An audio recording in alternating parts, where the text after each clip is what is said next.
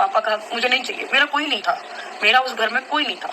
मेरे बच्चों की सिर्फ और सिर्फ मैं हूँ, कोई भी नहीं है। ना मुझे कोई हक चाहिए, ना जो मैंने भी कमाया था जाओ आपको दिया, मुझे वो भी नहीं चाहिए। मैं आपसे भी बोल रही हूँ मम्मी पापा जी, मुझे कुछ भी नहीं चाहिए, क्योंकि आज मैं वो पैसा ले लूँ, इतनी मेरी कोई इज्जत ना रहे तो ऐसा पैसा किस काम का। सबसे ज्यादा जो जरूरी है ना वो इज्जत है, अपनी इज्जत है। बस उस पैसे की क्या है, कम जाएगा, आज कम है, कभी अच्छा कमाएंगे बढ़िया हो जाएगा। मेरी बेटी अच्छे से पल बढ़ जाए वही बहुत है मेरे लिए।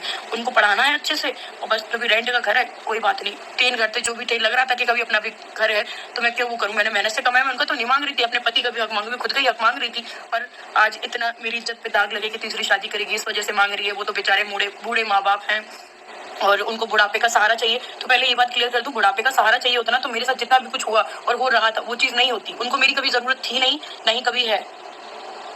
फ्रेंड्स, हद होती है। तीसरी शादी, तीसरी शादी, तीसरी शादी। सोशल मीडिया पे सपना को लेकर तीसरी शादी की होड़ मची हुई है। पहले तो सास ससुर तीसरी शादी के शक में सपना को घर से निकाला कि सारी प्रॉपर्टी है अपने नाम करवा लेगी और उसके बाद फिर मुझे छोड़ देगी, तो फिर मेरा बुढ़ापा में क्या होगा। कहते हैं कि जब सपना का परिवार एक साथ था तो देखने में कितना प्यारा लगता है।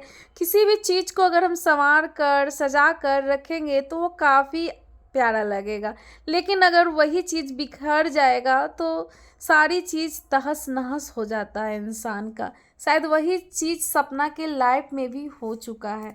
यहाँ पर आप लोगों को बता दूँ कि अंशु अब उस घर में वापस आ चुकी है और अपनी मर्जी सब कुछ चलाती है, जो कुछ सपना कहती को है। माइंड में सपना के यही सास बिठा ससुर कर रखा वही कि सारी भाभी चीजें तुम करते मूव हैं। ऑन करो, अपने लाइफ में एंजॉय करो। शायद यही सारी चीजें सपना के माइंड में बस गई और सपना के साथ जो कुछ भी उस घर में होता था उसके बाद से सपना ने उस घर को छोड़ दिया।